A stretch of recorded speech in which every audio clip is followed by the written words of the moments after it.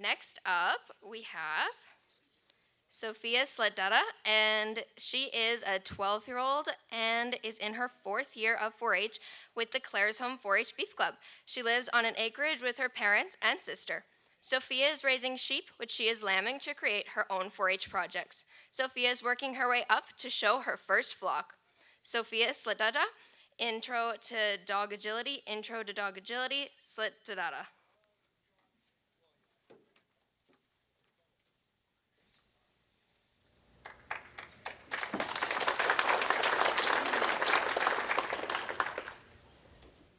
Good afternoon, Chairperson, honorable judges, ladies and gentlemen. I would like to take this opportunity to thank you for inviting me to share my presentation with you. Dog agility is a great way to teach your dog to run through a series of obstacles and listen to your commands. It's also good exercise and a great way to create a strong and special bond. Now let's talk about some of the obstacles that can be in the dog agility course. The most popular obstacle in competition is the teeter-totter. The teeter-totter is also known as the seesaw. On the seesaw, the dog must travel up to the center, making sure to touch the up contact zone as they go. After your dog goes across the center, the seesaw will tip so they can continue down the other side. Your dog must also touch the down contact zone before jumping off the seesaw. Here, I'm with my dog Gus, coaxing him up the seesaw. I'm getting him to go slow, making sure to touch the up contact zone. The seesaw is usually made of a wooden plank 12 feet long and 12 inches wide. Now the weave poles. The weave poles consist of a base plate with a row of poles sticking out of it. Your dog must weave through the poles, starting with the first pole against their left shoulder. The poles are spaced 24 inches apart.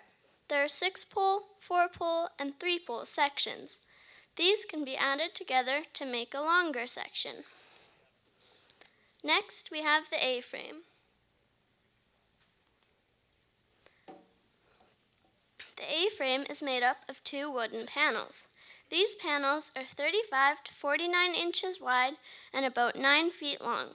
There are slats across the surface for your dog to step on. Just like on the seesaw, your dog must touch the up and down contact zones. For this obstacle, if you have a smaller dog, they might need some help until they get more confident. Here in the picture, I am encouraging my dog Gus to go over the A-frame.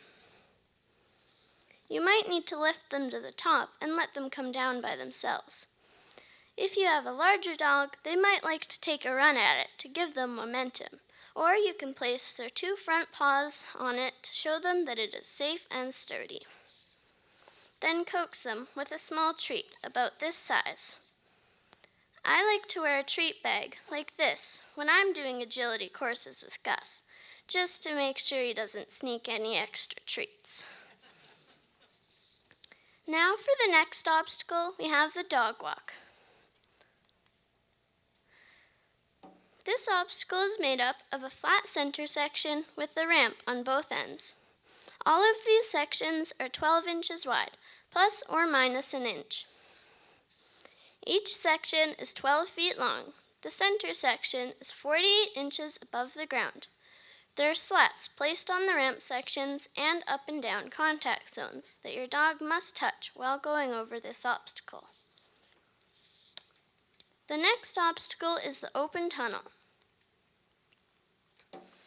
The open tunnel is made of opaque material. Your dog must go through the tunnel and come out the other end.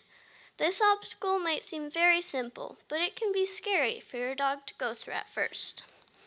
To make it more rewarding for your dog, you can place some small treats throughout the tunnel instead of just one at the end.